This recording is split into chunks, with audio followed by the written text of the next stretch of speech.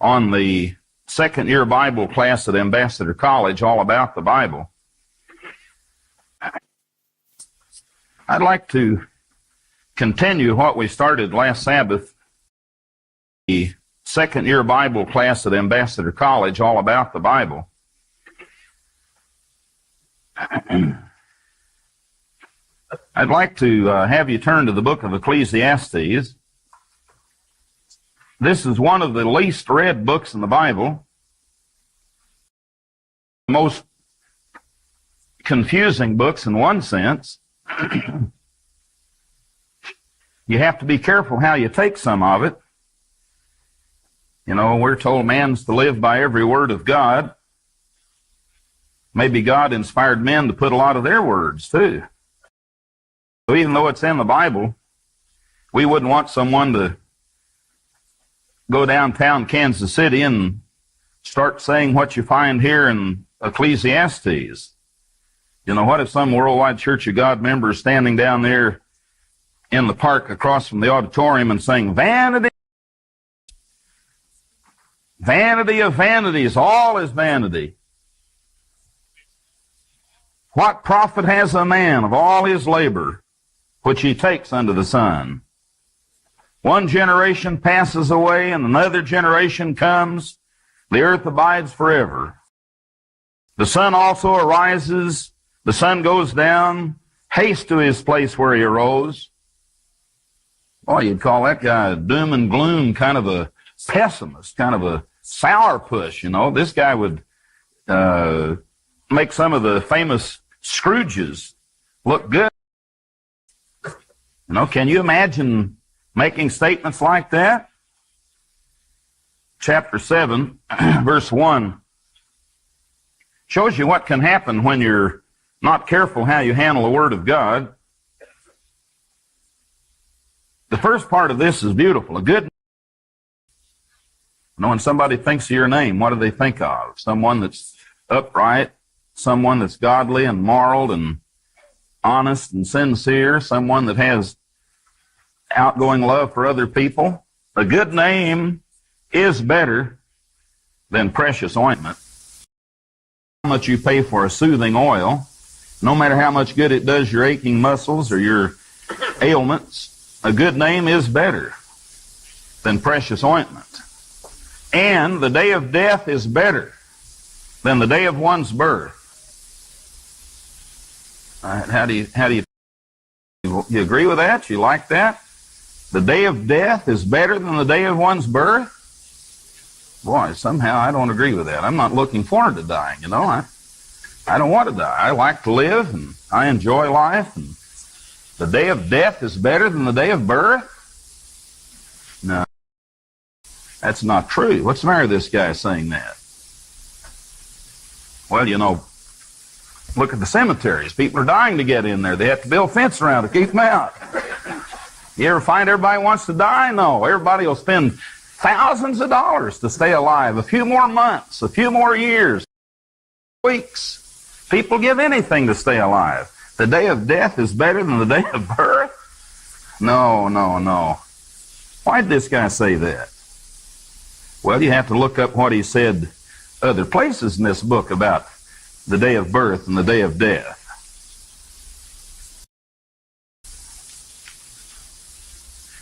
There are some parallels between this book and one of the other books in the Bible. Now, one of the best ways to glean out what is the main lesson you're supposed to get out of a book. You know, if somebody came up to you and said, well, I've tried to read your Bible, but I started out with that book of Ecclesiastes, and I don't know what's what in that book. What's good and what isn't good, you know? Would you mind, what's the purpose of that book? What's the background of that book?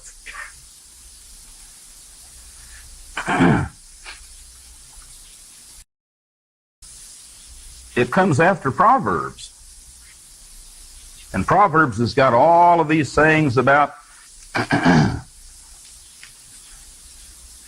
there are some parallels between this book and one of the other books in the Bible. Now, one of the best ways to glean out what is the main lesson you're supposed to get out of a book. You know, if somebody came up to you and said, well, I've tried to read your Bible, but I'm sorry. I started out with that book of Ecclesiastes, and I don't know what's what in that book. What's good and what isn't good, you know? Would you mind, what's the purpose of that book? What's the background of that book?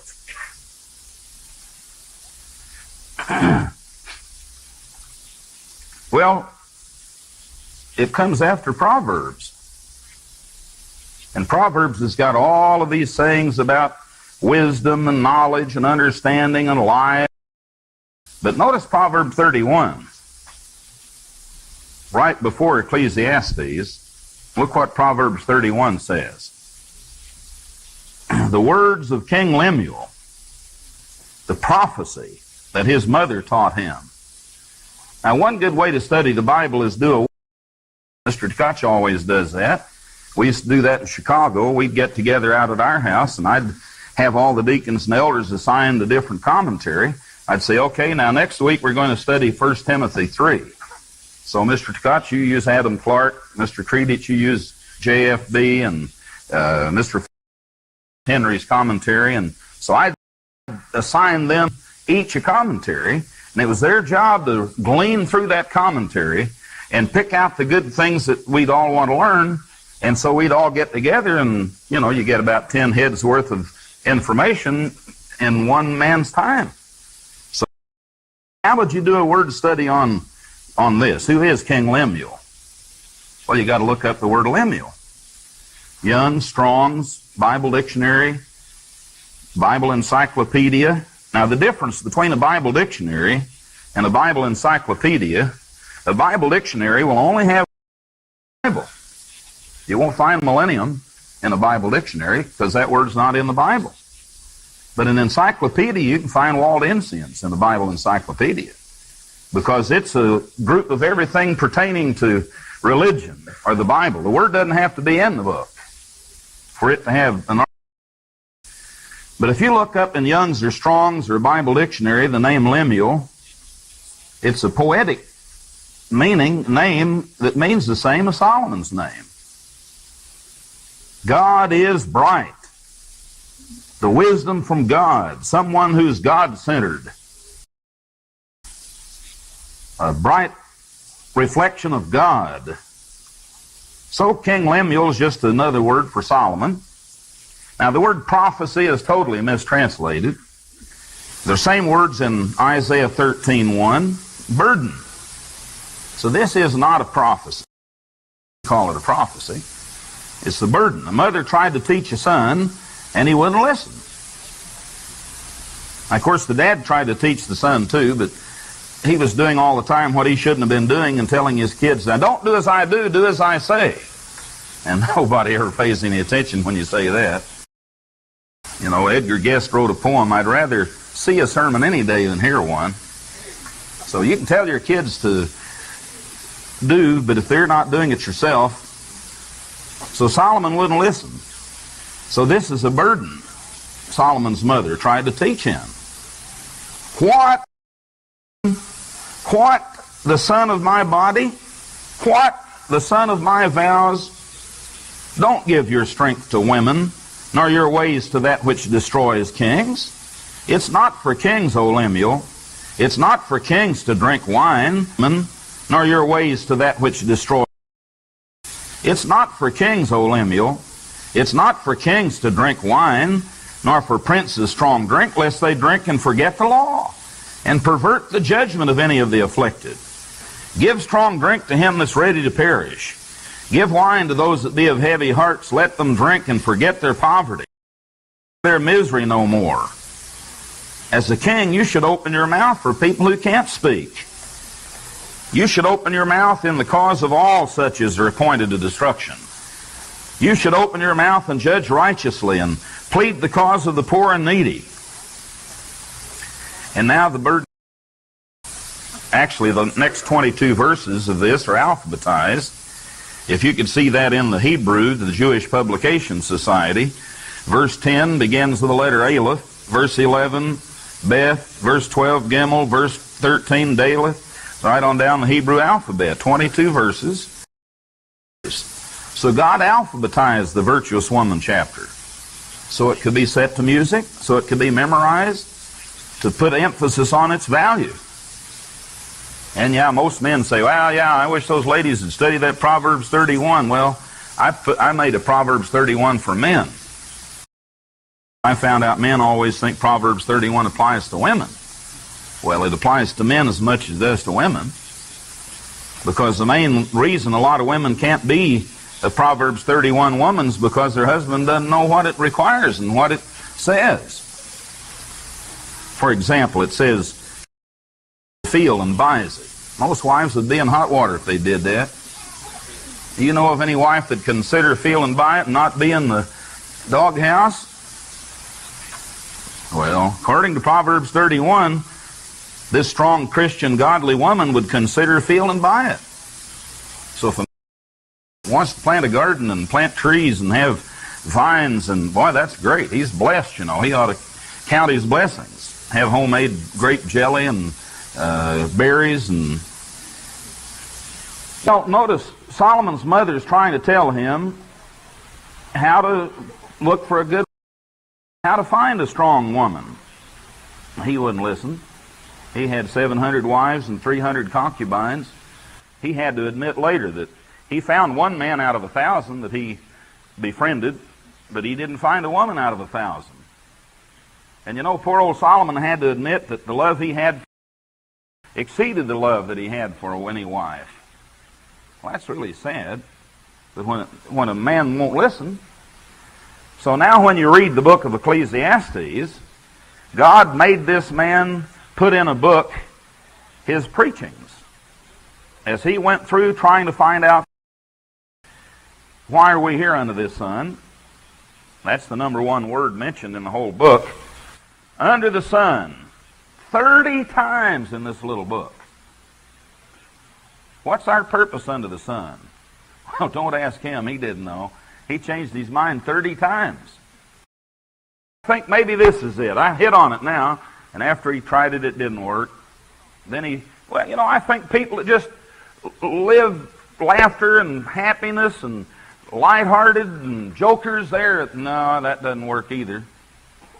But can you imagine somebody 30 times changing his mind about why man's here under the sun? And the next most often used word is, what's better? This is better for man to do this. Let's take a look at some of these because it shows how he couldn't make up his mind. Ecclesiastes 2 and verse 24. There's nothing better for a man than that he should eat and drink, that he should make his soul enjoy good in his labor. This also I saw that it was from the hand of God. Okay, chapter 3, verse 22.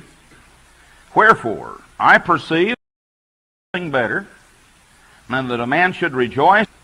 Wherefore, I perceive that there's nothing better than that a man should rejoice in his own works, for that is his portion. For who shall bring him to see what shall be after him? Chapter 4.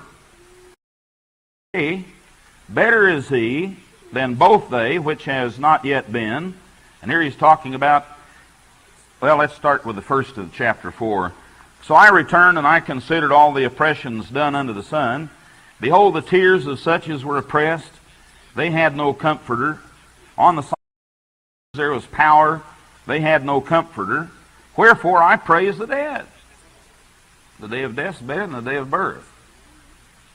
I praise the dead, which are already dead, more than the living, which are yet alive. Yea, better is the one that's already dead, those who haven't lived yet and those who are alive now, who has not seen the evil work that's done under the sun. Now verse 6. Better is an handful with quietness than both the hands full with travail and vexation of spirit. 19 times in this book telling you what he's finding is better. But every time he comes up with a new one, he changes his mind. He's changing what he said was better than last time. So this guy has to be one of the most frustrated guys in the Bible. Vexation of spirit. That's another used phrase. 9 times in this book he talks about vexation of spirit. Look at verse 17 of chapter 2. Why do he say the day of death is better than the day of birth? Why would people want to die? Because he's trying to find out, he's here to find out by experimentation and trial and error what God put us here for. He's trying to find out with human wisdom the mysteries of God, the hidden secrets of God. He wouldn't listen to his dad and mom. He was going to find out plenty of power. Verse 17, therefore I hated life. Well, I don't hate life. You hate life? We're supposed to have a more abundant life. Now, I know it says he that hates his life in this world will lay it up to life everlasting. But not in the way of this sundown, doom and gloom. Can you imagine if your attitude toward sunrise and sunset? You know, we got to be in Hawaii on a ministerial visit not long ago. And boy, it's beautiful to watch the sunrise and the sunset and the ocean. What did you think about somebody that said, verse 5, oh yeah, look at that stupid, rises, goes down, hurries around to come back up again. Monotony. Isn't that repetitious and boring? Sun goes down, the sun goes up, back around, comes back up again, goes back down again. Now, something's wrong with that guy's religion, you know. That guy's, you don't want to live by every word of Ecclesiastes. You want to avoid having to live it. But the book of Ecclesiastes, well, let's read a little more before let's back up and notice then, why would he say vanity of vanities? All is vanity. Vanity to go visiting widows, or vanity to help young, vanity to coach young people? Well, certainly not. What's the matter with this guy? Vanity of vanities. What profit has a man of all of his labor? Well, I thought a little later he said it's good for man to enjoy his work and eat and drink and enjoy your family. And now he said, man of all of his labor he takes under the sun. This guy just frustrated. Contradicts himself, changes his mind. Because he's trying to find out in human ways things only God can show you. And he wouldn't listen to his dad and mom. He himself. Verse 6, the wind goes toward the south, turns about to the north, whirls about continually. The wind returns again according to his circuits. All the rivers run into the sea, yet the sea isn't full. To the place from where the rivers come, there they return again. All of labor. Was that so? You know, burdensome, boring, monotony, repetitious. Well, if you don't know why you're here and you don't know God's purpose for man, that's certainly true. These are full of labor. Man can't even utter it. The eye is never satisfied with seeing, nor the ear filled with hearing. Now, who says that? People transferred all these feast sites. Their eye wants to see what they hadn't seen. Their ear wants to hear what it hadn't heard. And why would anybody say anything like that? Never full of seeing, and the ear is never full of hearing. Well, that's his own whole purpose. That's his only realization of why we're here under the sun. What's better for man? Well, he'll tell us in the end. Is there anything whereof it may be said, see, this is new? It's been already of old time before us. There's no remembrance of former things, neither shall there be any remembrance of things that are to come with those that shall come after. So Solomon says, I, the preacher, I was king over Israel in Jerusalem. I gave my heart to seek and search out by wisdom. Now that's the cause of his frustration. God made him write his preachings in this book so we could learn and not have to experience it the hard way. So if you give your heart to seek and search out concerning all that's done under heaven, you're going to be frustrated like this guy was. This sore travail God has given to the sons of man. No, God came to give man abundant life, love and joy and peace.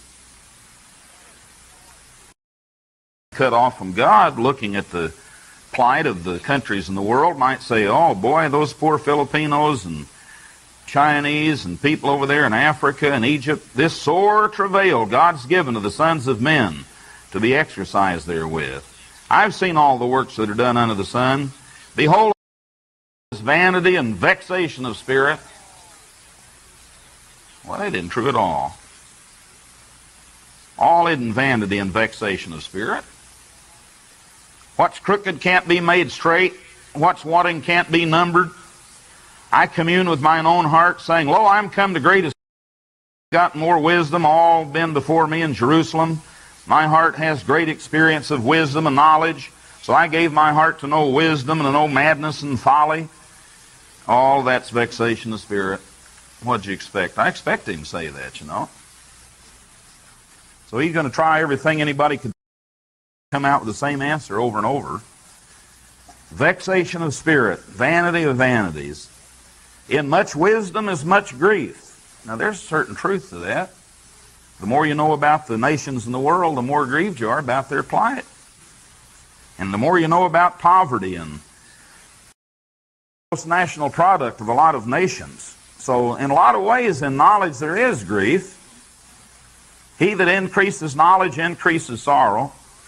So some of these are truisms to a degree, but you have to take them in the context of the guy that's saying them.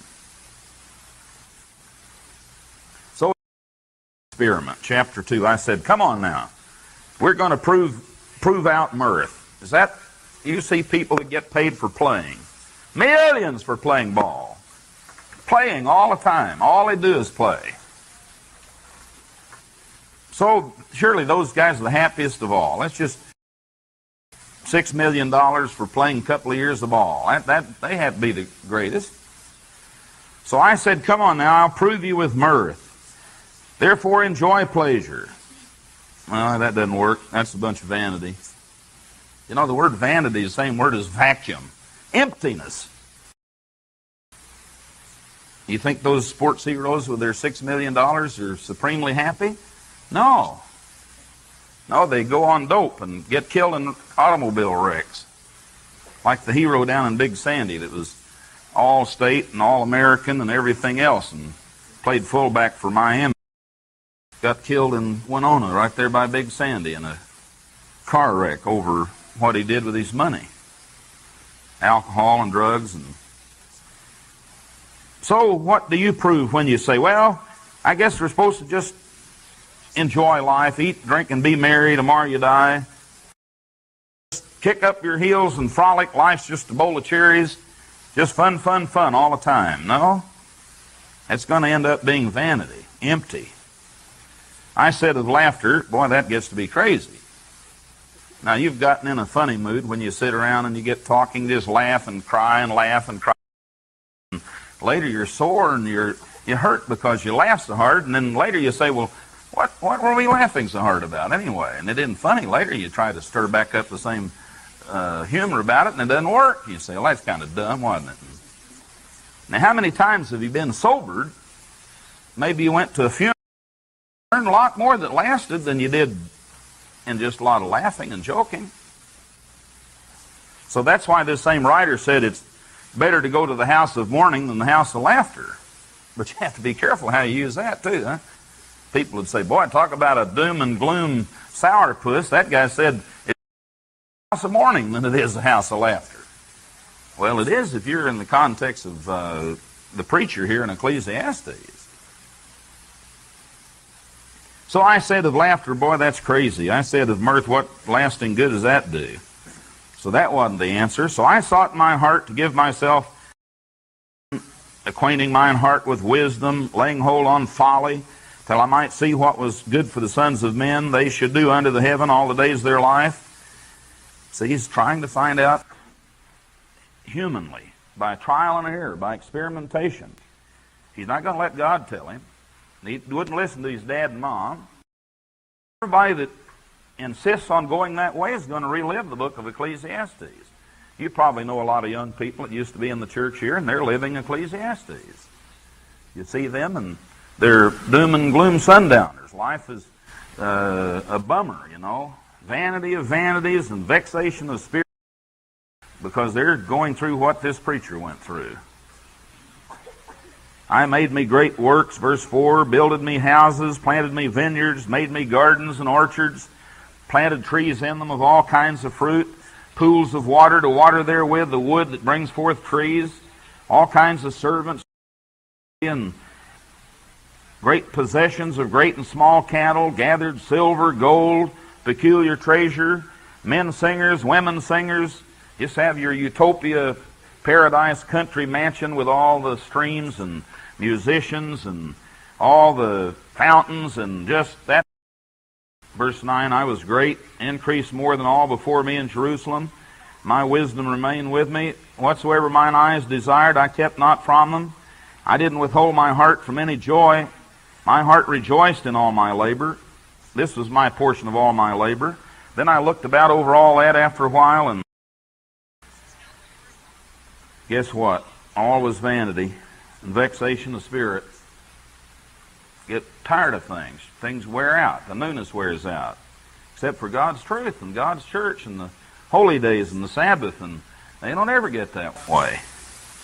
So I behold wisdom and madness and folly.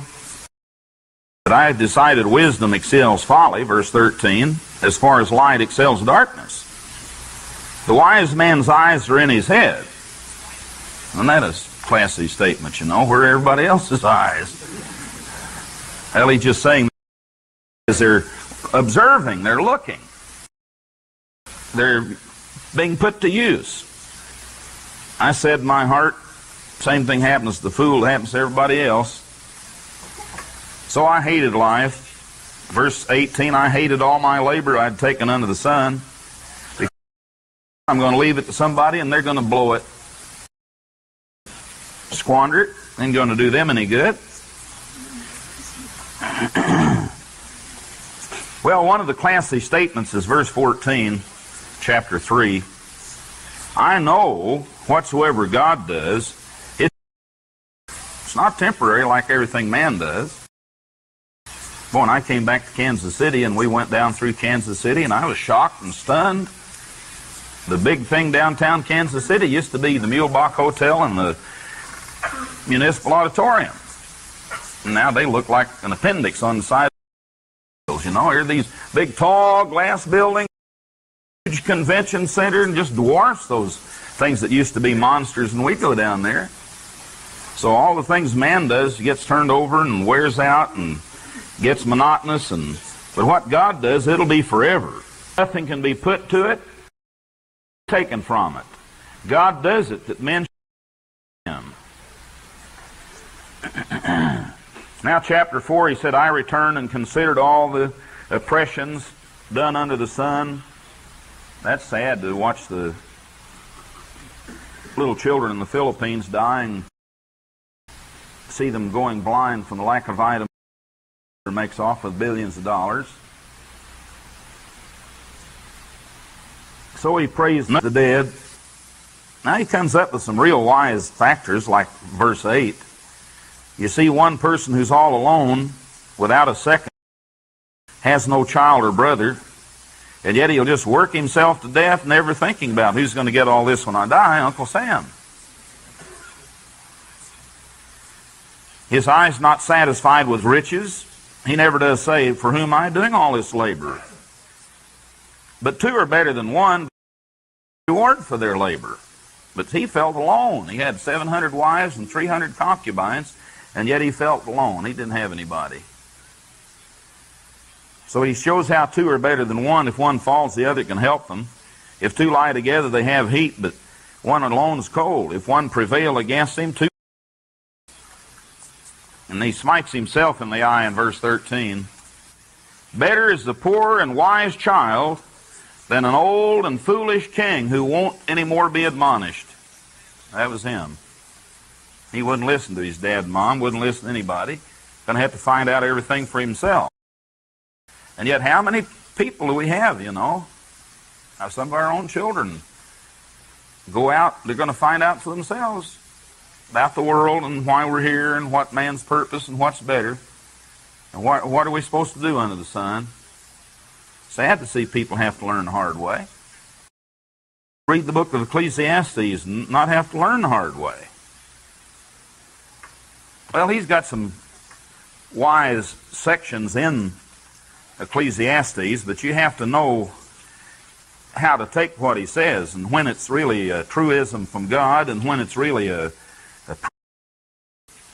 frustrated man trying to find out for himself why we're here and what our purpose is. Look at verse 12 of chapter 5. That's really a great truism. The sleep of the laboring man is sweet. He's kind of wishing he could just get out and work hard and hit the hay and sleep. No, he was a king, and he did mental jobs and worry, frustration, sleepless nights. But the sleep of a laboring man is sweet, whether he eat little or much. But the abundance of the rich won't suffer him to sleep. Verse 2 of chapter 7 is the one it's better to go to the house of mourning than to the house of feasting, because that's the end of all men. The living will lay it to his heart. You can learn things from when you're sobered, but it's good for your stress maybe to laugh, but it doesn't do a whole lot permanently. Sorrow is better than laughter, for by the sadness of the countenance the heart's made better. Notice verse 15, chapter 7. All things I have seen in the days of my vanity. There's a just man that perishes in his righteousness. There's a wicked man who lives life in his wickedness. How many times in the Bible men admitted they envied the wicked? They looked like they prospered and they were happy and like they lived longer and didn't have as much trouble with their kids. And verse 16, don't be righteous or make yourself overwise. Who likes to know it all? You know, who enjoys being around a Job? But don't be overmuch wicked either, because you'll just die before your time. Verse 18, it's good that you should take hold of this. Yea, withdraw not your hand. He that fears God shall come forth of everybody else. So he really had some classic things he's learned, but he still couldn't figure out the mysteries on his own. But some of the things he couldn't forget: fear God. Chapter 8, verse 1, there's the real truism. A man's wisdom makes his face to shine. Nothing more encouraging and inspiring to feel like you've given a wise answer, you helped someone. Verse 5, whoso keeps the commandment shall feel no evil thing. A wise man's heart discerns both time. So somehow some of the things he'd been taught from youth he remembered, but he just wouldn't give himself to his dad's and mom's instructions and learn without learning the hard way. Now, we all memorize chapter 12, verse 13 on the old memory list. So the frustrated king's searchings for why we're here under the sun and what's better for man and how to avoid the vexation of spirit. And let's hear the conclusion of the whole matter. If you have a fear of God so that you'll keep His commandments, that'll make you a whole. That'll make you more whole than everything the earth can offer. Wealth, power, laughter, pleasure, no matter what it is. If you have a fear of God so that if He said, don't do this, you say, yes, sir. And He says, you better do this, and you say, okay. So if you have a fear of God so that you keep His commandments, that's the most whole any human can ever be. That's sad. Poor old Solomon never really did learn that. Maybe he'll be in the resurrection so he can pick up where he left off and prove he's willing to obey God, because he surely wasn't converted. You can see nobody writing the book of Ecclesiastes is converted. And nobody that's converted ought to try to live the book of Ecclesiastes. There are good points in there you can get from it and good wisdom out of it. Now, back up a little bit to the book of Job. Mr. Halford, teaching Old Testament survey, knew that he'd have to be raptured out of town unexpectedly every year. So he always had me on reserve, and when he'd have to be gone 2 or 3 days, I'd teach the book of Job. And Old Testament survey. And as I taught the book of Job, I learned more and more and more. There are four main things you should glean from the book of Job. Now, one good way to find out the main lessons, what are the main contents of the book of Job? What takes up the most space? What are most of the chapters spent? What subject are they spent in? Well, if someone said, tell me what you know about the devil. Because I heard a guy on the radio the other night talking to a lady who'd written a book, and he didn't believe there was a devil. He said, that's ridiculous. He said, man wants somebody to blame. Man wants a scapegoat, so he invents this devil to blame it all on. See, the devil made me do it. And he said, there ain't any devil. That's just man's figment of his imagination to escape things. But if someone wanted you to show them in the Bible about the devil, where would you turn? Well, Isaiah 14, Ezekiel 28, Revelation 12, Matthew 4, where he battled Christ. You know, there are different chapters. Genesis, back when he was in the garden. You might want to save that one to last, though, because they're going to ask you how that serpent's talking there. And you got to figure out some things there. What about the book of Job? 2 chapters out of the book of Job tell you all about the devil.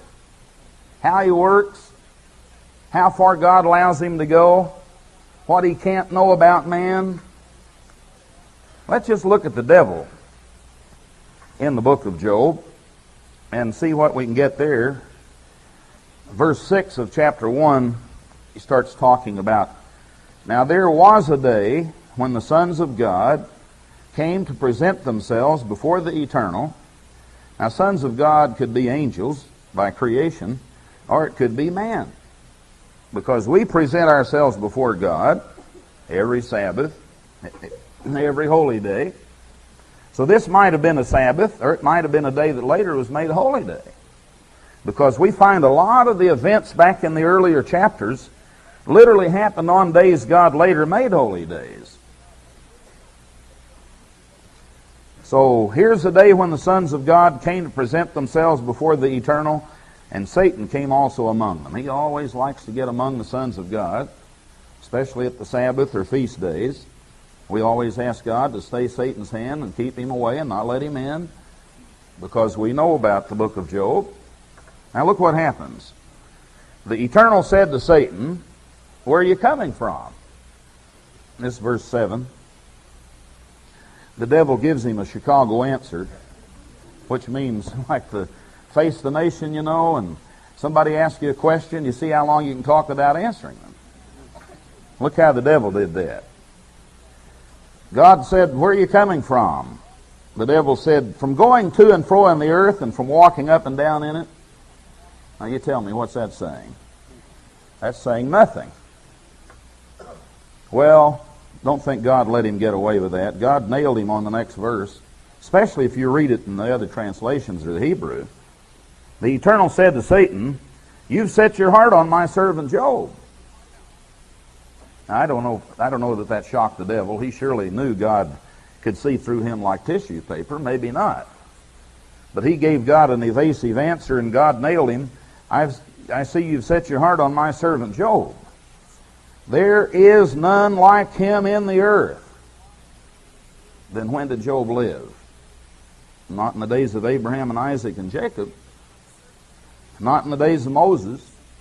How could God say that about Job? There is none like him in the earth. Unless he lived another time when not one of those great men lived.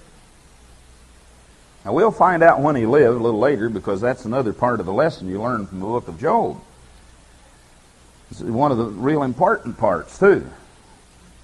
But anyway, God says a perfect man, an upright man, one that fears God and departs from evil. So God said 4 things about Job, as you'd expect. Perfect, upright, mature, you know. He's a mature Christian. He's moral. He doesn't cheat. He's upright. He fears God and he departs from evil. Now you notice God supports the Christian. God didn't tell the devil what was wrong with Job. Now God knew he wasn't perfect. But you think God's going to tell the devil? God's not going to tell the devil. God's on your side. He's not on the devil's side. Well, the devil thought he knew what was wrong with Job. Then Satan answered the Eternal and said, "Does Job fear God for naught?" How many people has that been true of? You know, if you've been in the church a long time, in this era of the church, 1 out of every 3 who've ever come in have gone out. A lot of them didn't fear God for naught. As long as God blessed them for tithing and set a hedge about them and protected them and gave them good health, and as long as everything was peaches and cream and strawberry shortcake, boy, it pays to serve God. But what if things hit the rough times? Oh, bail out. Set sail. The church gets persecuted, what happens? People bail out. Was that your church I saw on TV? No, they bailed out, you know. Well, the devil's right about a lot of people. There are a lot of people who don't fear God for naught. The devil says, "Have you not made an hedge about him and about his house and about all that he has on every side?" That's true, God does. God has a hedge about you. He protects you, about your house, about all that you have. Your children are holy. Your unbelieving mate is sanctified. God has angels about your house. But what if God decided for your salvation's sake He needed to see if you would fear God for naught, or if you're just in it for everything going well? Well, you gave God your life at baptism, for better, for worse, in sickness or in health, or is that just applying weddings? Well, that's one of the great lessons of Job's you'll see as we get a little later here.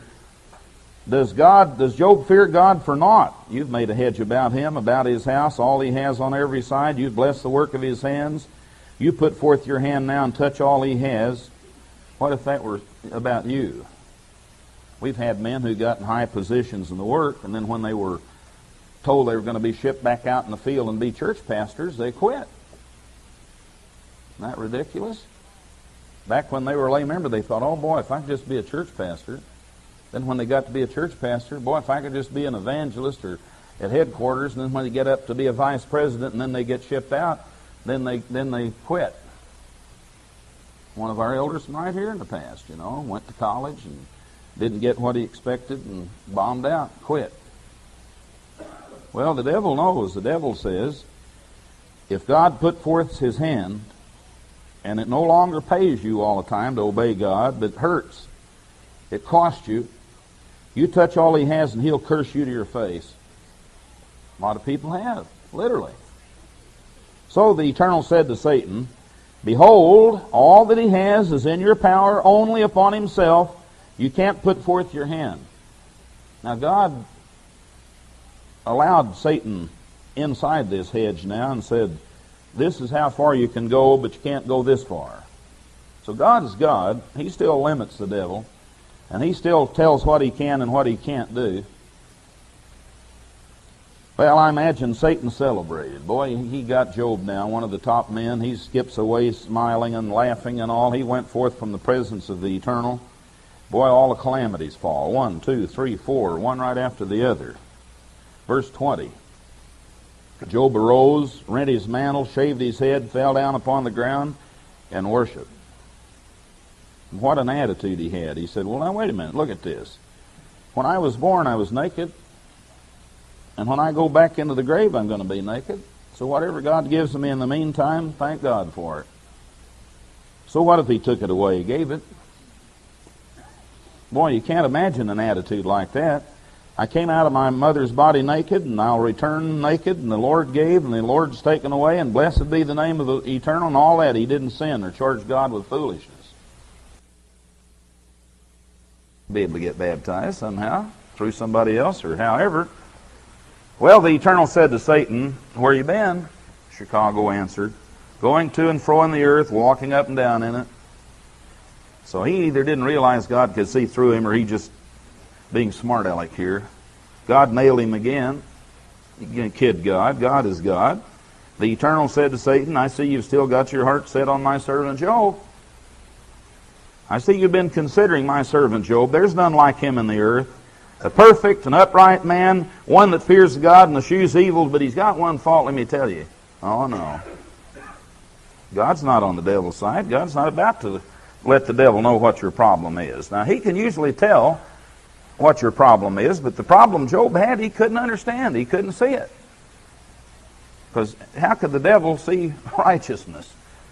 You know, how could the devil see self-righteousness? He can't see that. He doesn't know anything about righteousness. He's evil and wicked and perverted. And well, look what happened. God said the four same things about Job. Still he holds fast his integrity. Now notice the last part of this, verse 3. Although you, Satan, you moved me against him without cause. He was not material-minded. He did not serve me for what he got out of it. I took away all he had without cause. You moved me to destroy him without cause. But still God knew that was going to get through to Job and he would finally get converted. So God can turn what the devil tries into good, even though it might not start out that way. Well, notice what the devil says now. Satan answered the Eternal and said, skin for skin, yea, all a man has he'll give for his life. People can't suffer for the truth. They wouldn't be martyred. They'd recant before they'd spend time in prison over the Sabbath. Skin for skin, all a man has he'll give for his life. You put forth his hand now and touch his bone and his flesh. Notice that the devil couldn't do that unless God allowed it. So the Eternal said to Satan, behold, he's in your hand, but you can't bother his life. So Satan went forth from the presence of the Eternal, skipping, rejoicing. I'm sure he thought, he had the Job now. Smote Job with sore boils, from the sole of his foot to his crown. He took him a potsherd to scrape himself withal. He sat down among the ashes. He used good wisdom, the next verse. He didn't call his wife a fool. He just said, then he said, his wife said, do you still retain your integrity? Curse God and die. Now, when anybody mentions the name Job, most people put down self-righteous. That's the first word that comes to mind when they think of Job. Now, the only time Job's mentioned in the New Testament, patience is the word that's mentioned. So one of the big words in Job should be patience. You know, Mr. Armstrong said about the leaders of the church in the past, he didn't realize the importance of endurance. He that endures to the end shall be saved. How much might God require you to endure? Look what Job endured. Look what Abraham endured. You've got to have endurance, patience. You've got to have patience to endure. Well, one of the great lessons about Job is how can anybody tell if they're self-righteous? Well, we're going to make a list. For one thing, the way you live your religion is going to turn people off around you. It did Job's wife, Job's family, Job's neighbors, Job's, quote, friends, unquote. They were all turned off by Job's religion. I've known people like that in the church. I came out of the Baptist church. At first I was that way. So, how's anybody going to be able to tell you you're self-righteous? That's one of the great lessons of Job. Nobody is going to be able to. You're going to have to find out for yourself. God's going to have to tell you. Even if God inspires someone to see it, and they're your best friend, you're not going to believe it. Job didn't believe Elihu, and God inspired him. God told him what to say. But Job couldn't see it until God started getting through to him, and then he saw it in a hurry. But if the way you live your religion turns people off about you, his wife, do you still retain your integrity? Curse God and die. Now, what would cause your wife to feel that way about your religion? Well, he said to her, you speak as one of the foolish women speaks. That's good wisdom. He didn't say, well, you're being foolish or you're a fool. You know, he said, you speak as one of the foolish women speaks. Now, here's one of the main lessons of the book in verse 10. What? Shall we receive good at the hand of God, and shall we not receive evil? Is your life surrendered to God regardless? What if he sees you need to go through what Job had to go through? Are you going to serve God as long as it pays, as long as God has the hedge about you? But what if you start losing everything? You know, and I think of Job, I think of Mr. Armstrong in one sense, that he gave up his oldest son in a car wreck on a baptizing tour. And then because of the articles and things he wrote about makeup, which we've changed, he lost both daughters over it. They were both in the church when I went out there.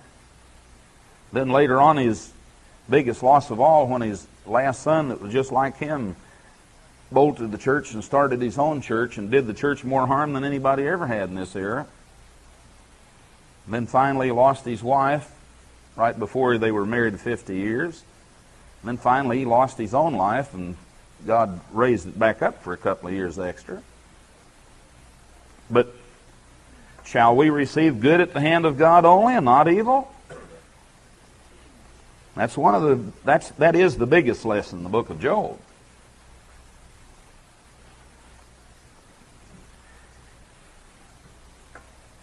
Now, in the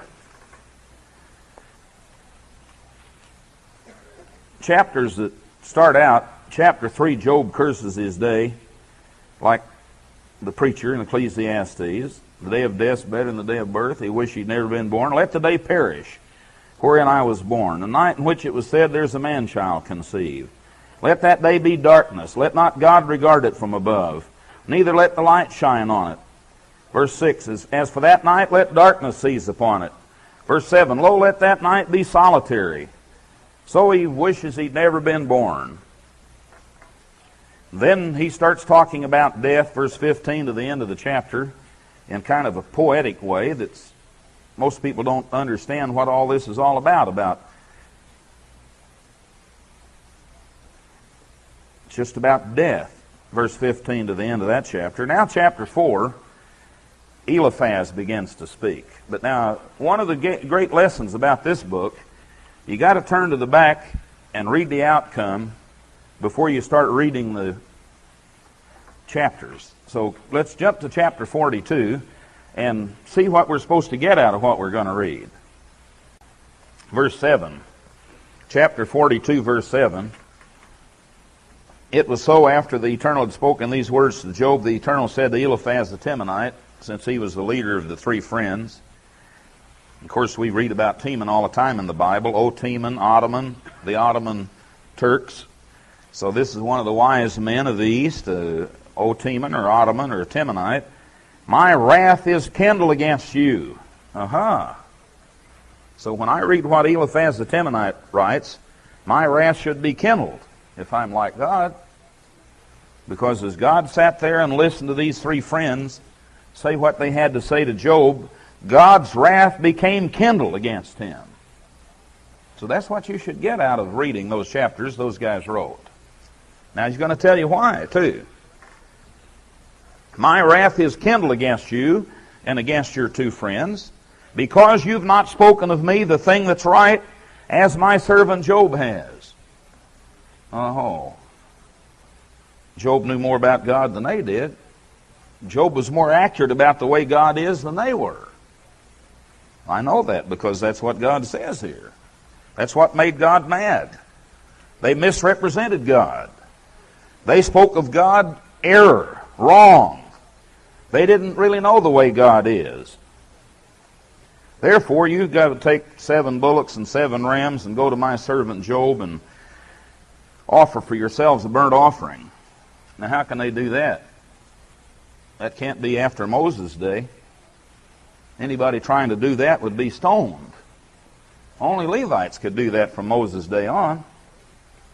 And yet this is the greatest man in the earth in his day, but he can't be in the days of Abraham, Isaac, and Jacob, or in the days of Joseph. He has to be somewhere then between the time of Joseph and Moses. And we'll see that. It tells you that as we go on.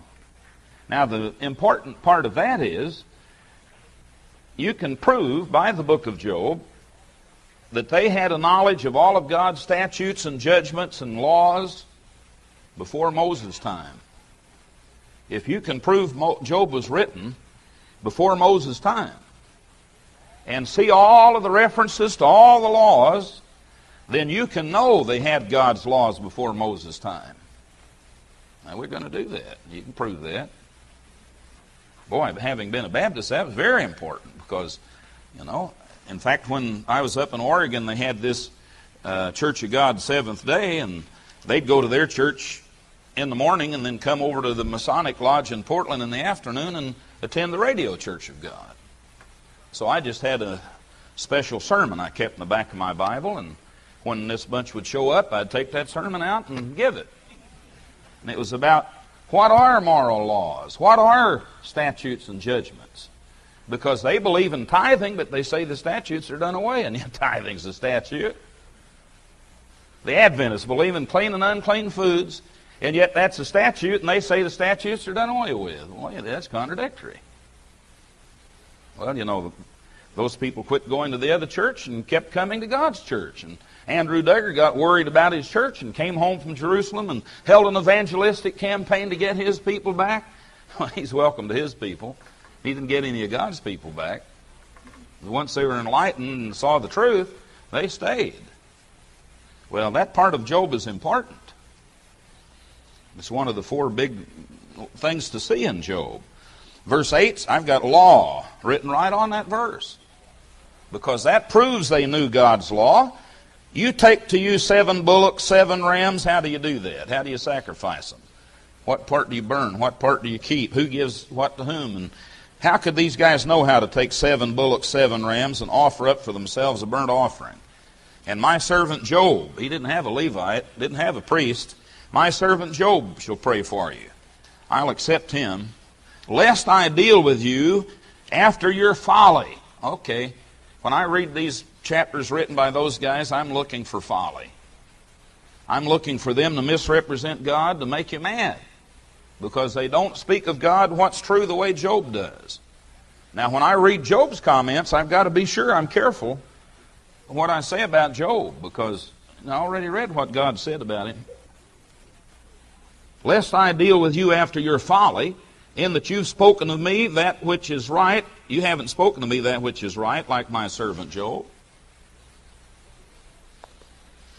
So Eliphaz the Temanite, and Bildad the Shuhite, and Zophar the Naamathite went and did according as the Eternal commanded them. The Eternal also accepted Job, and they got to live. Now let's come back to the chapter and notice then what's the big content of the ensuing chapters of the book of Job. Just for scan, let's do this first. Eliphaz speaks in chapter 4 and chapter 5. Job answers 30 verses in 6, 21 verses in 7. Now, the shortest man in the Bible, Bildad the Shuhite, as Mr. Waterhouse says, Bildad gets his first shot at Job. He gets 22 verses. Job answers 35 verses in 9, 22 verses in 10. It's pretty obvious that somebody that's self-righteous got plenty to say. They got more to say than everybody else. Well, wait, it gets a lot worse. Chapter 11, the third guy gets his comments. Zophar gets his comments, 20 verses. Job answers 25, 28, 22.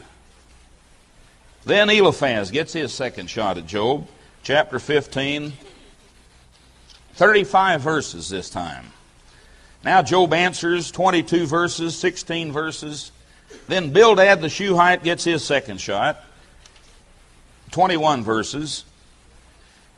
Chapter 19, Job answers, 29 verses. Zophar gets his second chance at Job, and he talks 29 verses. Then Job answers 34 verses. Then Eliphaz the Temanite gets his third chance, 30 verses this time. Job answers 17, 25. Now look at poor Bildad. He's not only the shortest man in the Bible, he gets 6 verses. And that's all.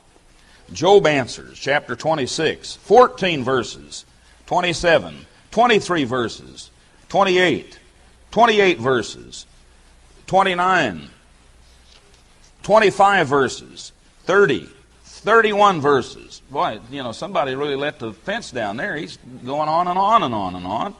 Chapter 31, 40 verses. Now that just did all those guys in. They didn't have anything more they could say.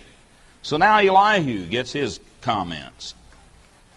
So it's obvious if somebody is self-righteous, they've got a lot of talk. They do a lot of talking. They got a lot to say. And you'll find a little later they justify themselves.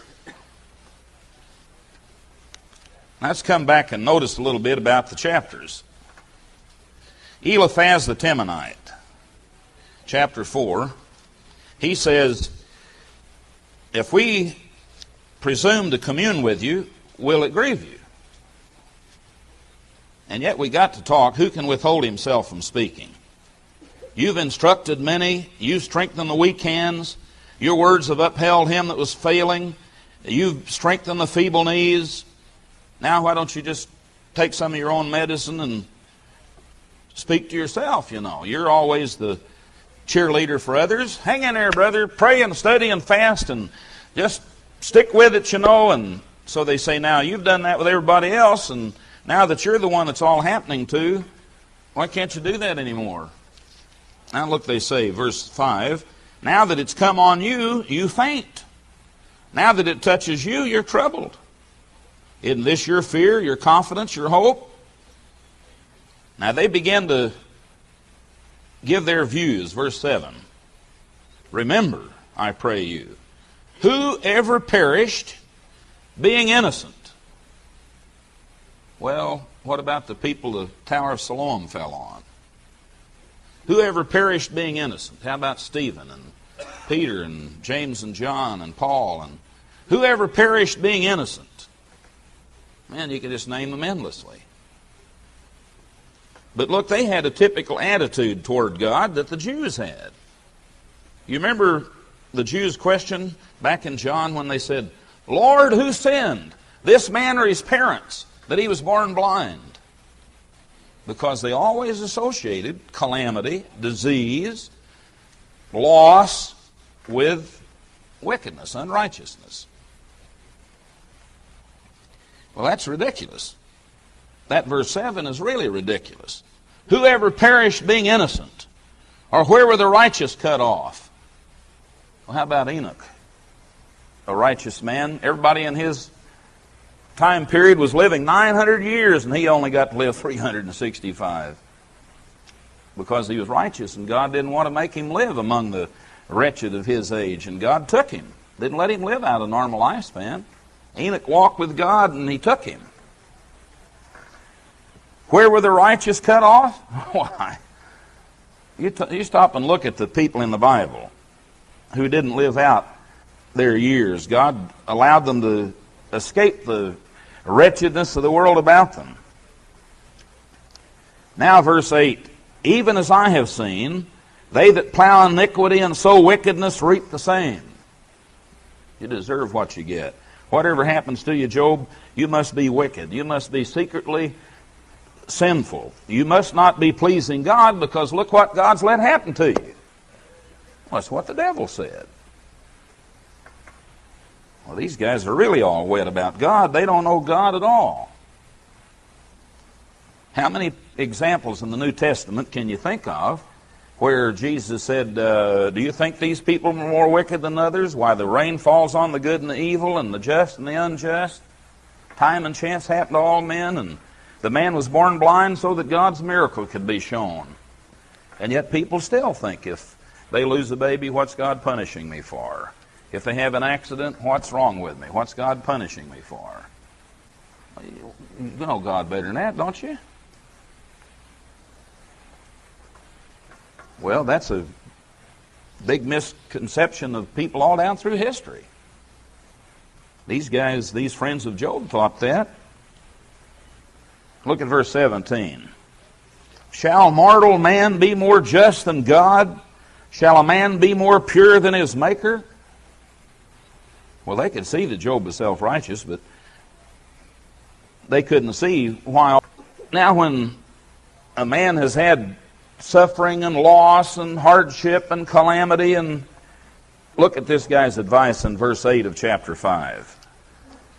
I would seek unto God, and unto God I'd commit my cause. Job, you're just not close enough to God. You just need to study and pray and fast and get closer to God. And yet He's closer than any of them. Well, that doesn't help somebody when they're going through a calamity or a trial. You know, what if somebody had gone over to the Miliches and said, well, you know, you just need to get closer to God? That'd make God mad. God's going to get angry at you for saying that. God kept them from being killed. God protected them. I would seek to God. So now they think they're going to tell Job about God. So I've got God written in the margin from verse 8 all the way through verse 22. And when I read it carefully, because I already know what God said they said about Him. They don't represent Him properly. They misrepresent Him. They don't seem like Job did. So when I read these, I'm going to read with a careful eye and ear. God gives rain on the earth. God sends waters on the fields. Didn't they remember about the rain falls on the good and the evil? God just sends rain on the good guys and the bad guys don't get any rain? Nah. To set up on high those that be low, that those which mourn may be exalted to safety. He disappoints the devices of the crafty. He takes the wise in their own craftiness. Is he aiming that at Job? You know, there's a lot of darts thrown here, a lot of snibes, and these friends are jealous of Job, and they're trying to bring him down, and that'll exalt them. They'll feel greater. Now, verse 17, boy, this is so easy to say when you're not the one in the trial. Behold, happy is the man whom God corrects. But I always remember it said, no correction for the present seems joyous. And if I find somebody that just says, boy, I just love correction, lay it on me. God, lay it on me. There's something wrong with that guy, you know. There's something wrong. No correction for the present seems joyous. Happy is the man whom God corrects. Well, if he learns why he's being corrected and learns the lesson, then he'll be happy. But boy, Job was frustrated because he couldn't figure out why God was correcting him. Therefore, Job, you shouldn't despise the chastening of the Almighty. Now that's what not to say when somebody's in a trial and a hardship and suffering and a loss. And they go on talking about God. Now Job answers, oh, that my grief were thoroughly weighed and my calamity laid in the balances. Verse 4, the arrows of the Almighty are within me. The poison whereof drinks up my spirit. The terrors of God set themselves in array against me. He can't figure out why he's been speared so bad. Verse 8, oh, that I might have my request, that God would grant me the thing that I long for. Even that it would please God to destroy me, that He would let loose His hand and cut me off. Now, a lot of great men in the Bible wanted to die. You know, Mr. Armstrong wanted to die several years before God let him die. Elijah asked God to let him die. Moses asked God to let him die, and all kinds of... You know, there are times I thought, well, God, you know, I think I've worn myself out enough and you know, had about enough, so... But usually change that pretty quick afterward. Well, Job talks about God in chapter 7. Now Bildad, verse 2 of chapter 8, how long will you speak these things? How long shall the words of your mouth be like a strong wind? Does God pervert judgment? Does the Almighty pervert justice? If your children have sinned, now, see, that's probably what's the matter with you, Job. Your kids are wicked. They've gone off and done their own thing, and God's get even with you for your kids. Come on now. You don't believe that, do you? We're all going to stand before the judgment seat of God. We'll all pass under the rod one by one. But these friends, now they're trying to say, well, Job, I guess this has to have happened because of your kids' secret sins. He's cast them off for their transgression. So if you just seek to God betimes and make your supplication to the Almighty, if you were pure and upright, surely now He would await for you and make the habitation of your righteousness prosperous. Now, Job, the fact that God doesn't hear you, the fact that this has gone on and on and on, and God hadn't heard you, proves you're not pure and upright, or He would await for you and He'd intervene. But you've made God mad. He's cut off from you. He's mad at you. Well, that isn't true at all. He was wanting Job to live forever in the God family, and he could never do it self-righteous. If he always justified himself. You know, the self-righteous, they'll say, well, we've all sinned. I've got a lot of sins. I've tried to tell people they're self-righteous. I hadn't learned that about the book of Job yet. And every time you ever bring up something, well, look, nobody's perfect. We all make mistakes. We all have sins. I've got a lot of sins. Well, yeah, what are they? Well, I'm not going to tell you. There are a lot of them, though. I've got a lot of sins. They never really believe it. They just know that to be righteous, you got to admit everybody sins. And you in addition. But you never are specific. You know, you'd probably have a blank sheet for unleavened bread, the sin you're going to put out of your life. Well, nobody wants to have to live the book of Job. Maybe that's why God put 42 chapters in here, so you wouldn't have to experience it. If you could just learn between you and God what it is to be self-righteous. Anytime anything's ever brought up, you justify it. You explain it. Well, now let me tell you why that is. You'll see that in a second about Job. Well, they're really hurting Job. Verse 13. So are the paths of all that forget God. The hypocrite's hope shall perish. I guess that's what happened to you, Job. You've drifted away from God, and you've forgotten God, and now you're a hypocrite. We thought you were righteous, and you really aren't, because look what all's happened to you. So your hope's going to perish. Look at verse 20. God will not cast away a perfect man. So you can't be perfect, Job, or why would God have cast you away? God won't help the evildoers. Verse 22, they that hate you shall be clothed with shame, and the dwelling place of the wicked shall come to naught. That's why you lost your home and your family and your animals and everything, Job. Sooner or later, God caught up with you. You were being a hypocrite, and you were forgetting God, and you had secret sins, and your kids had secret sins, and God's mad at you, so your dwelling place is cut off. Come to naught because you're really wicked. You find the word wicked over and over and over in this book. There's total disagreement about how do you know if somebody's wicked? Well, if God isn't blessing them and they're not having everything that's prosperous. And, you know, as I look back over, the last Feast of Tabernacles, my 38th one, and as I look back over the years, some people just seem to be called. They just had a rough time all the time. I don't know why. I could name names of people in Chicago, and they just always seem to have trials and hardships and things happening, and others just seem to be on the gravy train, you know, just seem to be smooth trail. And, well, isn't that true of some people in the Bible? Some just took the rough road. And, well, Job answered, I know it's so of a truth, but how should man be just with God? If he will contend with him, he can't answer him one of 1,000. God is wise in heart and mighty in strength. Whoever hardens himself against God and prospers. God removes the mountains, and boy, he's telling about God. I listen because God said he's telling what's right about him. Verse 10, God does great things past finding out. Verse 13, if God doesn't withdraw his anger, the proud helpers stoop under him. How much shall I answer less? and choose out my words to reason with him. Whom though I were righteous, yet I would not answer. I would make supplication to my judge. Verse 17, he breaks me with a tempest, multiplies my wounds without cause. Now Job hadn't learned why this was happening to him. So until he did, it would seem it was without cause. God didn't get mad at him for that. He'll not suffer me to take my breath, but fills me with bitterness.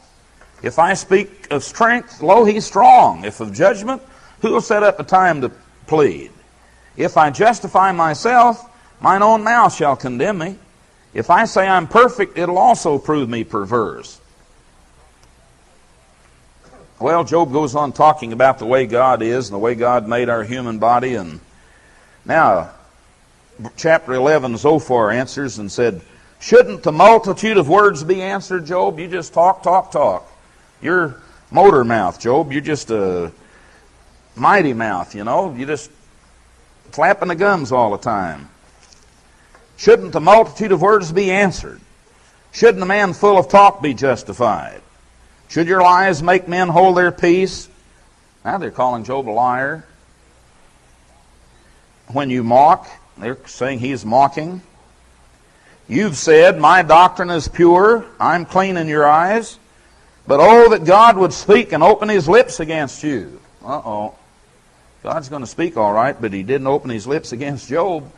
He opened his lips against Zophar and these other two guys,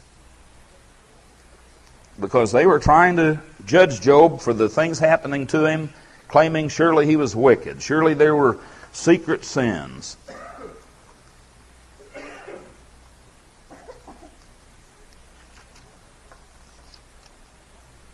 Well, chapter 14 is a famous chapter. Chapter 15, I've got wicked written all up and down the page, because now they're on the bandwagon. Eliphaz the Temanite again is saying, why the wicked are the kind of people that have things happen to them like you have, Job. And Job a little later answers and said, well, that isn't true. I've seen the wicked prosper, and the wicked seem to live long, and they seem to build up big businesses, and they're cheats and frauds, and yet they seem to live a long time. And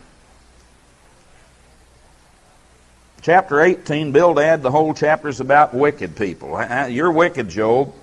All these things happen to you, have to prove you're wicked. Chapter 19, Job tells him the way he sees God. Chapter 20, I've got wicked written all up and down the margin about the way they see the wicked. Now Job finally answers. Look what he says about the wicked, chapter 21. Wherefore do the wicked live, become old, yea, are mighty in power? Their seeds established in their sight with them, their offspring before their eyes. Now look at Job. He lost all of his kids, lost all of his property, all of his animals, lost everything. And yet he knew of big shots that were millionaires that got rich by crookedness, but they weren't happy. And their seeds established in their sight with them, their offspring before their eyes, their houses are safe from fear. Neither is the rod of God on them. Their bull genders and fails not. Their cow calves and cast not her calf. They send forth their little ones like a flock, and their children dance. They take the timbrel and harp and rejoice at the sound of the organ. They spend their days in wealth, and in a moment they go down to the grave. Therefore they say to God, depart from us. We don't desire the knowledge of your ways. They don't need God. They don't have time for God. They think their life is fully rewarded without God. What is the Almighty that we should serve him? What profit should we have? Verse 16, their good is not in their hand. The counsel of the wicked is far from me. How oft is the candle of the wicked put out? So all the way through here, he's trying to tell them how he sees the wicked. A lot of times you might envy the wicked. They seem to get away with their sin. God's not working with them. God's not trying to mold them into gods. God's not dealing with them to purge out self-righteousness and human traits and weaknesses. How many times does it say they envied the wicked? The Psalms and Proverbs. And well, Eliphaz goes on with his same arguments, and then Job takes most of the rest of the book. Now let's come on over ahead to the chapter on Elihu, chapter 32. Now these three men ceased to answer Job because he was righteous in his own eyes. Now that's the first time that's ever been stated. But God knew that all along, and God all along was letting everything work to try to get that out of Job. But he couldn't take it the easy way by friends trying to get it through to him. Of course, they were all wrong. They didn't see it anyway. They didn't know it. So now God inspires Elihu. Then was kindled the wrath of Elihu. Even the wrath of Elihu was kindled against these three men, because he heard what they said, and he didn't agree with what they said either. He agreed more with Job. Against Job also his wrath was kindled, and notice why. Because he justified himself rather than God. So that's another thing the self-righteous always do. They always justify themselves. Now this is the reason I'm that way. Let me explain why I'm that way. It doesn't make a difference why you're the way you are. If it's wrong, you're supposed to change it. That's the bad part about psychology, you know. Dig into your past so you can understand what made you the way you are. And then get to work and ask God's help to change yourself the way you ought to be. You know, don't justify yourself. Only God can justify. Well, against those three friends, Elihu's wrath was kindled because they hadn't found the answer, even though they'd condemned Job. So as you read those chapters, you should realize that. They didn't have the answer. And what they said condemned Job falsely. Now Elihu waited until Job had spoken because they were older than he. And he said, well, age should speak, but aged men aren't always wise. And there's the Spirit in man, and God's inspiration has made me see the situation here. So now he begins to really tell it the way it is. Verse 21, let me not, I pray you, accept any man's person, neither let me give flattering titles to man. I know not to give flattering titles. In so doing, my Maker would soon take me away. So, Job, I pray, hear my speeches, hearken to all my words. My words shall be of the uprightness of my heart. Verse 3, the Spirit of God has made me, the breath of the Almighty has given me life. Verse 6, I am according to your wish in God's stead. You wanted to state your case before God. God's inspired me to be His listener and hear your case. Verse 9, I'm clean without transgression. I'm innocent. Neither is there iniquity in me. That's what you've said, Job. Verse 8, surely you've spoken in mine hearing. I've heard the voice of your words, Job. This is what you said. You said you're clean. You said you're without transgression. You said you're innocent. You said there isn't iniquity in you. Of course, he's all wrong on all those. Behold, he finds occasion against me. He counts me for his enemy. He puts my feet in the stocks. He marks all my paths.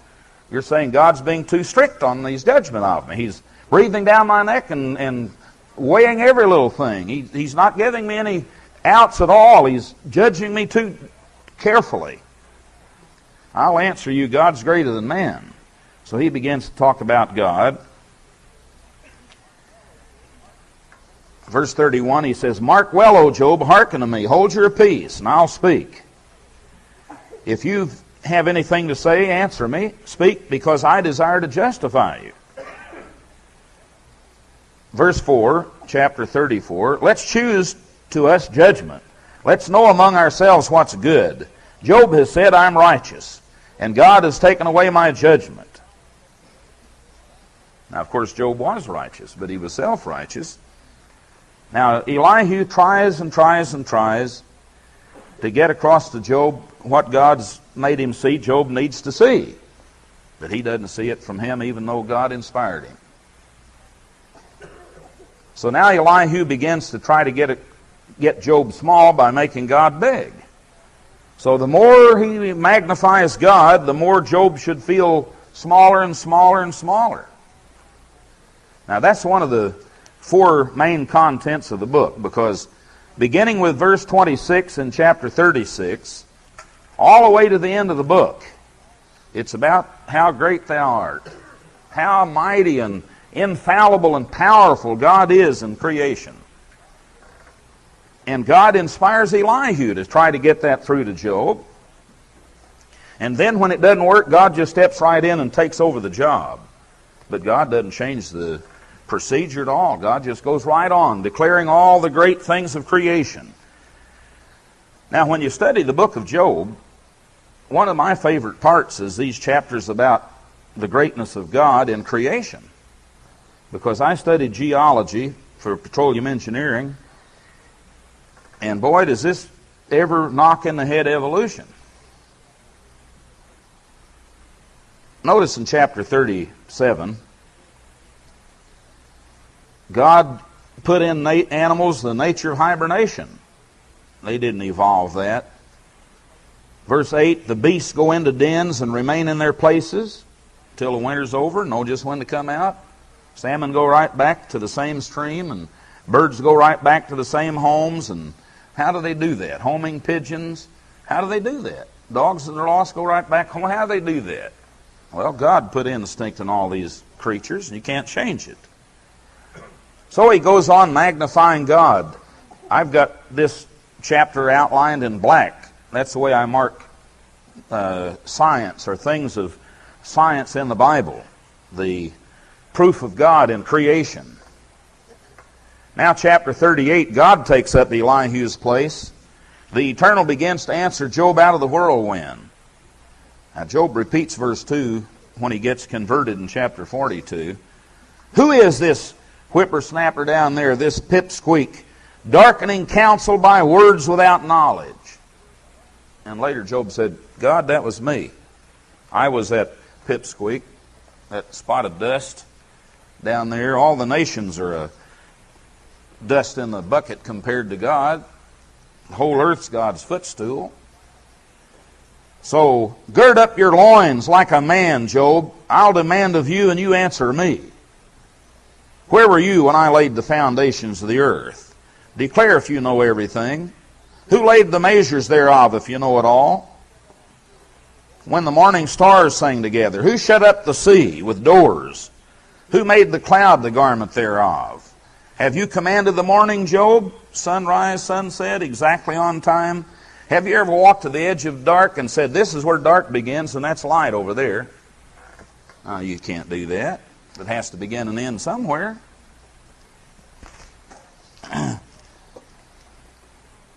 Well, these are fun chapters. I usually read these when I go up to the river glen up in the mountains and the big trees, and we have an outdoor Bible study in the logs, and I always like to go through these chapters of Job.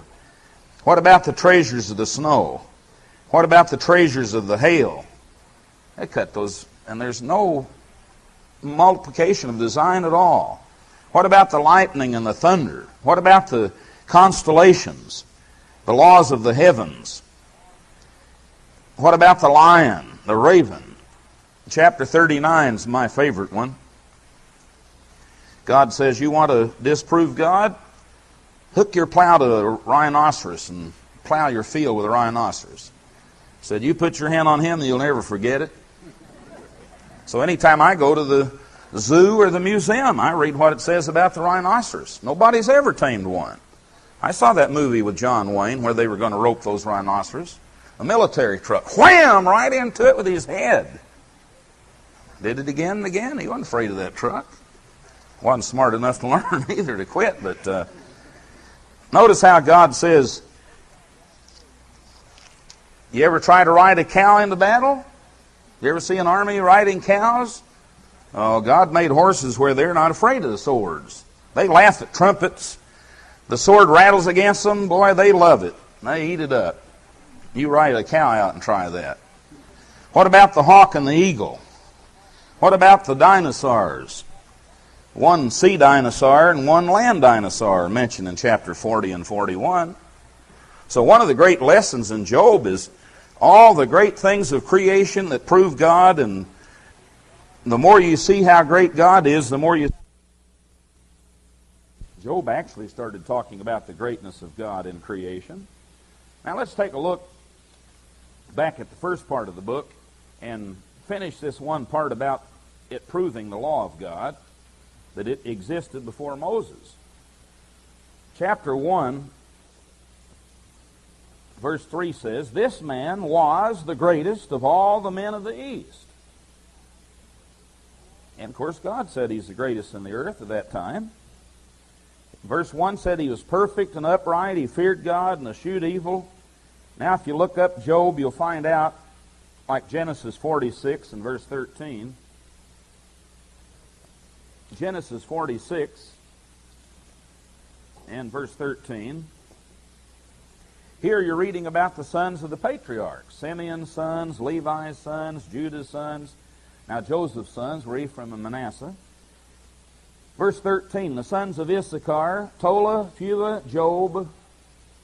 So Job was the son of Issachar, same age as Ephraim and Manasseh. The next generation after Joseph. So he could be the greatest, the wisest men of the East. Now you can find that a couple of other places. 1 Chronicles 7 verse 1 tells you that. Numbers 26:24 tells you that. Now notice another thing in chapter 1, verse 5. Job's sons apparently didn't like his religion, so they went off on their own, and they were having their parties, and Job sent and sanctified them, and rose up early in the morning, and offered burnt offerings according to the number of them all. Now, he couldn't do that from Moses' time on. But back before that, the oldest member of the family was a patriarch, and he served as a priest. So the fact that Job did that shows he was somewhere before the time of Moses. He rose up early in the morning, offered burnt offerings. Job said, it may be that my sons have sinned. Now do you know what sin is if there isn't any law? Where there's no law, there's no sin. They cursed God in their hearts maybe, so Job did that continually. Now if you come on back to some of the other chapters in the book of Job, you'll find out that it shows they were fully aware of the laws of God. Chapter 23, for example. So as I read through the book of Job, I look for God's law, and I just write law right in it. Verse 10 of chapter 23. He knows the way that I take. When he has tried me, I'll come forth as gold. My foot has held his steps. His way have I kept and not declined. Neither have I gone back from the commandment of his lips. I have esteemed the words of his mouth more than my necessary food. Does that sound like he knew the law of God? He talks about the commandment. He hadn't gone back from it. His foot had kept his steps, his ways. Now he gets more specific. Look at verse 2 of chapter 24. Some remove the landmarks. Of course, Deuteronomy 19 said that's against the law. They violently take away flocks and feed thereon. They drive away the ass of the fatherless. God's law said, if you see the ass of the fatherless, you shall take the time from whatever you're doing and take them back, or else you drive them away, because you ignored them and didn't have time for it. Now you can turn back and read that law in Deuteronomy 24, verses 6 and 10 and 12 and 17. They drive away the ass of the fatherless. They take the widow's ox for a pledge. That's against the law. You can't take a widow's animal for a pledge. They turn the needy out of the way, and the poor of the earth hide themselves together. Verse 7. They cause the naked to lodge without clothing. You can't do that. Exodus 22:26, Deuteronomy 24:12. You can't take a garment from some poor person in a pledge. If they go naked, God will see, and God will wrap you on the head. They cause the naked to lodge without clothing, that they have no covering in the cloud. They pluck the fatherless from the breast and take a pledge of the poor. God's law says you can't do that. They cause him to go naked without clothing, and they take away the sheaf from the hungry. God's law said you can't glean your harvest. You've got to leave the sheaf for the poor. The book of Ruth shows you that. There's a couple of things in chapter 31. Some of the laws of God. Verse 7 we can start off. If my step has turned out of the way, and mine heart walked after mine eyes, if any blot has cleaved to mine hands, then let me sow and let another eat. Yea, let my offspring be rooted out. You can find that written back in Deuteronomy in 28. If you don't obey God, that's going to happen to you. You're going to sow and somebody else is going to eat it. If mine heart, a good way to do it, if your Bible has a marginal reference, as you're reading through the book of Job, just look in the margin and notice how many references go back to Exodus, 20, Deuteronomy, Leviticus. They're showing you that those are awarenesses of the laws of God and the curse and punishment that comes when you break it. Job even said, well, if I've taken away something wrongfully, then let me pay back fourfold or sevenfold. Now, how can he say that if he didn't know about God's law? Read on, verse 9. If mine heart have been deceived by a woman, or if I've laid wait at my neighbor's door, then let my wife grind to another, and let others bow down upon her. This is a heinous crime. Yea, it's an iniquity to be punished by the judges. Well, look at that. They had judges that used God's law and decreed punishment. It's a fire that consumes to destruction. Verse 13, if I did despise the cause of my manservant or my maidservant, God's law has told you how to be kind to your manservant and maidservant. Verse 16, if I've withheld the poor from their desire, if I've caused the eyes of the widow to fail, or if I've eaten my morsel myself alone and the fatherless hadn't eaten thereof. God said, when you make a feast, bid the fatherless and the widow and the poor. If I have seen any perish for want of clothing, or any poor without covering. Verse 21, if I've lifted up my hand against the fatherless, when I saw my help in the gate. So he states very plainly over and over an awareness of God's law, and that God was just to punish him for violating his law, but he couldn't see that he'd done it, and couldn't figure out why God was punishing him. Well, I hope that'll introduce you to one of the biggest books in the Bible. 42 chapters. One of the least read books, and yet one of the books that's got more gold nuggets that hadn't been dug out of it yet than any book. But I hope you can get a lot more out of the book of Job, and I hope you won't have to live the book of Job. It's a lot easier to learn about self-righteousness and have God get it across to you without having to live it. And surely we don't want any of our young people to have to live the book of Ecclesiastes. Well, I hope that'll make those books a lot more helpful to you in the future, and we'll see you Sabbath. Additional programs and literature available at hwlibrary.com.